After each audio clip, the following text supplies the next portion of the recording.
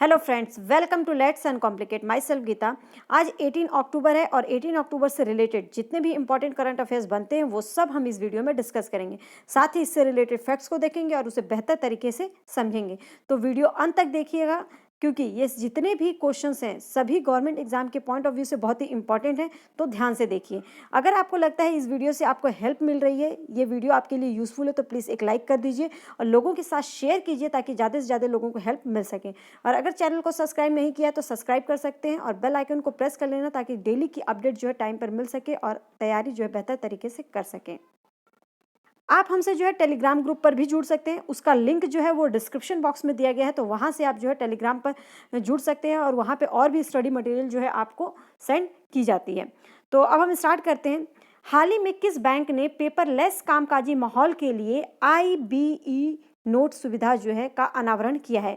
कौन सी IBE note सुविधा का किस बैंक ने? इंडियन बैंक, भारतीय स्टेट बैंक या कैनरा बैंक या बैंक ऑफ बड़ौदा? तो इसका जो आंसर होगा हमारा ए ऑप्शन, इंडियन बैंक। अब इससे रिलेटेड पहले फैक्ट्स को देख लेते हैं।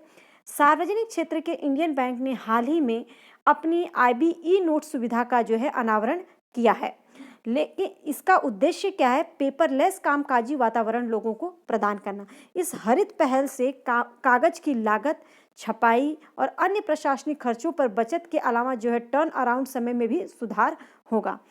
जो IBE नोट सुविधा हेतु बैंक ने जो है माइक्रोसॉफ्ट ऑफिस द्वारा प्रदान की गई विशेषताओं में से एक शेयर पॉइंट को भी जो है उसने अनुकूलित किया है। अब बात यहाँ पे इंडियन बैंक की हो रही है, तो इंडियन बैंक से रिलेटेड जो है फैक्ट्स को जानना बहुत ज़्यादा जरूरी है। तो इंडियन बैंक की जो स्थापना हुई थी वो 1907 में हुई थी और इसका जो हेड क्वार्टर है वो है चेन्नई। इसके CEO कौन है? पद्माजा चुंद्रा। नेक्स्ट क्वेश्चन देखते हैं। अक्टूबर 2020 में भारत अंतर्राष्ट्रीय खाद्य और कृषि सप्ताह का वर्चुअली उद्घाटन किसने किया?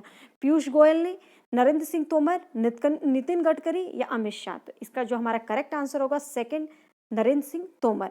तो इससे रिलेटेड पहले फैक्ट्स को जान लीजिए कि जो खाद्य प्रसंस्करण और उद्योग मंत्री हैं नरेंद्र सिंह तोमर, उन्होंने जो है 16 अक्टूबर 2020 को वर्चुअली भारत अंतर्राष्ट्रीय खाद्य और कृषि सप्ताह का जो है उद्घाटन किया है। और उन्होंने क्या बताया कि भारतीय खाद्य प्रसंस्करण क्षेत्र में भारत के जो भारत का बाजार है, मतलब भारत के खाद्य बाजार का कितना है? 32% है। नेक्स्ट क्वेश्चन देखते हैं। अक्टूबर 2020 में निम्न में से किस बैंक ने अपने ग्राहकों के लिए व्हाट्सएप पर बैंकिंग सेवाएं शुरू की हैं? मतलब ग्राहकों के लिए एक सुविधा प्रदान की है व्हाट्सएप की। तो किसने? यूनियन बैंक ऑफ इंडिया या बैंक ऑफ बड़ौदा या IDBI बैंक ने या PNB ने? तो इसका जो करेक्ट आंसर होगा वो थर्ड, IDBI बैंक ने। अब इससे रिलेटेड पहले फैक्ट्स को देखते हैं कि जो IDBI बैंक ने अपने ग्राहकों के लिए जो है व्हाट्सएप बैंकिंग सेवाएं जो है शुरू की हैं। यह शुरुआत जो है उन्होंने निरंतर पहलों का हिस्सा है जिसे बैंक ने ग्राहकों को उनकी सुविधा पर दूरस्थ बैंकिंग सेवाओं तक पहुंच बनाने में सक्षम बनाने हेतु किया है। तो अब यहाँ पे बात जो है IDBI बैंक की हो रही है, तो IDBI बैंक से रिलेटेड फैक्ट्स को जान लेते हैं। इसका जो हेड क्वार्टर है वो है मुंबई और जो IDBI बैंक की स्थापना हुई थी वो हुई थी 1964 में। नेक्स्ट क्वेश्चन देखते हैं। RBI ने भारतीय रिजर्व बैंक अधिनियम की दूसरी अनुसूची से 6 सार्वजनिक बैंकों को बाहर किया है। इन 6 बैंकों का नाम क्या है? तो पहला ऑप्शन जो है Syndicate Bank, Oriental Bank of Commerce मतलब OBC, या यूनाइटेड बैंक ऑफ इंडिया या आंध्रा बैंक और कॉर्पोरेशन बैंक और Bank of Baroda. Second option है Syndicate Bank, Punjab National Bank, United Bank of India, Andhra Bank, Corporation Bank या और इलाहाबाद बैंक। C ऑप्शन जो है हमारा third option, Syndicate Bank, Oriental Bank of Commerce, Union Bank, Andhra Bank, Corporation Bank और Allahabad. Fourth option है Syndicate Bank, Oriental Bank of Commerce मतलब OBC और United Bank of India, Andhra Bank, Corporation Bank और Allahabad bank. तो हमारा जो आंसर करेक्ट होगा वो D ऑप्शन जो है हमारा करेक्ट होगा। इससे रिलेटेड पहले फैक्ट्स को देख लीजिए कि RBI ने भारतीय रिजर्व बैंक अधिनियम की दूसरी अनुसूची से 6 सार्वजनिक बैंकों को जो है बाहर कर दिया है, सार्वजनिक बैंकों से बाहर निकाल दिया है। आरबीआई ने अन्य बैंकों के साथ विलय होने के बाद जो है इन बैंकों के नाम हटाए हैं।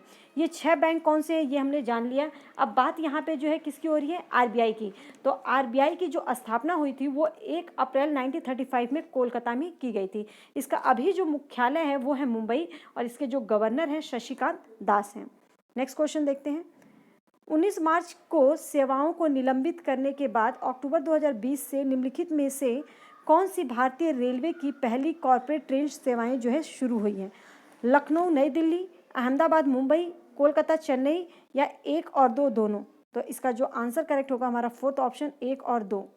अब इससे रिलेटेड पहले फैक्ट्स को देखते हैं कि जो 19 मार्च को सेवाओं के निलंबित होने के बाद 17 अक्टूबर 2020 से भारतीय रेलवे की पहली कॉर्पोरेट ट्रेन जो शुरू हुई है वो लखनऊ से नई दिल्ली और अहमदाबाद से मुंबई जो है शुरू की गई है। 2 तेजस जो एक्सप्रेस सेवाएं भारतीय रेल की सहायक कंपनी आईआरसीटीसी एक कॉर्पोरेट इकाई द्वारा चलाई जाने वाली गाड़ियों का जो है पहला सेट है। अब बात यहाँ पे आईआरसीटीसी की आ गई है, तो आईआरसीटीसी से रिलेटेड जो है फैक्ट्स को भी जान लेते हैं कि आईआरसीटीसी पहले इसका फुल फॉर्म क्या है, Indian railway catering and tourism corporation. क्या है, Indian railway catering and tourism corporation. इसकी स्थापना कब हुई थी, 27 सितंबर 1999 में, 27 सितंबर 1999 में, और इसका हेडक्वार्टर जो है वो न्यू दिल्ली में है। नेक्स्ट क्वेश्चन देखते हैं। अक्टूबर 2020 में निम्नलिखित में से किसने भारत के स्मार्टफोन बाजार में वापसी की घोषणा की है? जियोनी, माइक्रोमैक्स या एलवाईएफ या वाईव्यू टेलीवेंजर? तो इसका जो आंसर होगा वो होगा माइक्रोमैक्स, ऑप्शन सेकंड। इससे रिलेटेड फैक्ट्स को देख लीजिए कि माइक्रोमैक्स ने भारत के स्मार्टफोन बाजार में क्या की है, वापसी की घोषणा कर दी है। और इसने क्या कहा है कि चीनी स्मार्टफोन कंपनियों के खिलाफ लड़ाई में जब ये विफल रहने के कारण इस कंपनी को 2 साल से अधिक समय से बाजार से बाहर रखा गया था, लेकिन कंपनी अब कम कीमत वाले स्मार्टफोन जो है ये नहीं बनाएगी। नेक्स्ट क्वेश्चन देखते हैं। अक्टूबर 2020 में अश्वनी कुमार को निम्नलिखित में से किसने अपना ग्रुप सीईओ नियुक्त किया है? अश्वनी कुमार को किसने? तो रिलायंस पावर ने, या सुजलॉन एनर्जी, वेस्टाज या आइनॉक्स विंड? तो इसका आंसर जो है सेकंड ऑप्शन सुजलॉन एनर्जी। इससे रिलेटेड फैक्ट्स को देखते हैं। सुजलॉन एनर्जी ने अश्वनी कुमार को अपना जो है ग्रुप का सीईओ नियुक्त कर दिया है और अश्वनी कुमार को अग्रणी भारतीय बिजली और बुनियादी अवसंरचना कंपनियों में परियोजनाओं के व्यवसाय विकास और वित्त में 3 दशकों का जो है इन्हें पहले से जो है अनुभव है, एक्सपीरियंस है। Next question. अक्टूबर 2020 में भारतीय बैंक संघ के उपाध्यक्ष के रूप में किसे चुना गया है? राज किरण राज जी को, या वेणुगोपाल अय्यर को, दिनेश कुमार खारा को, या असम कुमार को? तो किसे चुना गया है? ऑप्शन थर्ड दिनेश कुमार खारा। तो यूनियन बैंक ऑफ इंडिया के एमडी और सीईओ राज किरण जो हैं, मतलब यूनियन बैंक के एमडी और सीईओ कौन है? वो है राज किरण राय जी, मतलब राय। भारतीय बैंक का अध्यक्ष जो है इन्हें को भारतीय बैंक संघ का अध्यक्ष चुना गया है और 16 अक्टूबर 2020 को आयोजित बैठक में आईडीबीए की प्रबंध समिति ने 2020 से 21 के लिए आईबीए के उपाध्यक्ष के रूप में यूनियन बैंक ऑफ इंडिया के एमडी और सीईओ राज किरण राय जी का चयन किया गया है। आईबीआई के अध्यक्ष जो है दिनेश कुमार खारा को एसोसिएशन का उपाध्यक्ष के रूप में जो है चुना गया है। उपाध्यक्ष के रूप में किसे? दिनेश कुमार खारा को। नेक्स्ट क्वेश्चन देखते हैं। सर्वोच्च न्यायालय ने पंजाब, हरियाणा और उत्तर प्रदेश में से किस राज्य में चारा जलने से रोकने के लिए उठाए गए कदमों की निगरानी हेतु पूर्व न्यायमूर्ति मदन बी लोकुर को नियुक्त किया है? पंजाब, हरियाणा, उत्तर प्रदेश या 1 और 2? तो इस या 1, 2, 3। तो इसका जो आंसर हमारा करेक्ट होगा 1, 2, 3, तीनों ही हमारा जाएगा। और इससे रिलेटेड पहले फैक्ट्स को जान लेते हैं कि राष्ट्रीय राजधानी और आसपास के जो क्षेत्रों में प्रदूषण बढ़ने के कारण पंजाब, हरियाणा और उत्तर प्रदेश में चारा जलने से रोकने हेतु उठाए गए कदमों की निगरानी के लिए सुप्रीम कोर्ट ने पूर्व न्यायमूर्ति मदन बी लोकुर को नियुक्त किया है। यह आदेश जो है न्यायमूर्ति एस.ए. बोबडे की अध्यक्षता युक्त शीर्ष अदालत खंडपीठ द्वारा जो है पारित हुआ, जब चारा जलाने पर पूर्ण प्रतिबंध लगाने हेतु 2 पर्यावरणीय गतिविधियों द्वारा दायर जनहित याचिका पर सुनवाई की गई। नेक्स्ट क्वेश्चन देखते हैं। रमेश पोखरियाल निशंक ने पूर्व राष्ट्रपति और वैज्ञानिक स्वर्गीय डॉक्टर एपीजे अब्दुल कलाम की जयंती पर वस्तुतः कापिला कलाम कार्यक्रम का शुभारंभ किया है। तो उनकी कौन सी जयंती पर? तो 88वीं या 89वीं या 90 या 91? तो इसका जो आंसर होगा वो हमारा सेकेंड ऑप्शन 89वीं। तो इससे रिलेटेड पहले फैक्ट्स को जान लीजिए कि केंद्रीय शिक्षा मंत्री जो है रमेश पोखरियाल, केंद्रीय शिक्षा मंत्री कौन है हमारे? रमेश पोखरियाल निशंक ने बौद्धिक संपदा साक्षरता और जागरूकता अभियान के लिए कापिला कलाम कार्यक्रम की शुरुआत की है। उन्होंने पूर्व राष्ट्रपति और वैज्ञानिक स्वर्गीय डॉक्टर एपीजे अब्दुल कलाम की 89वीं जयंती का जो है इसका जो है शुभारंभ किया है। नेक्स्ट क्वेश्चन देखते हैं।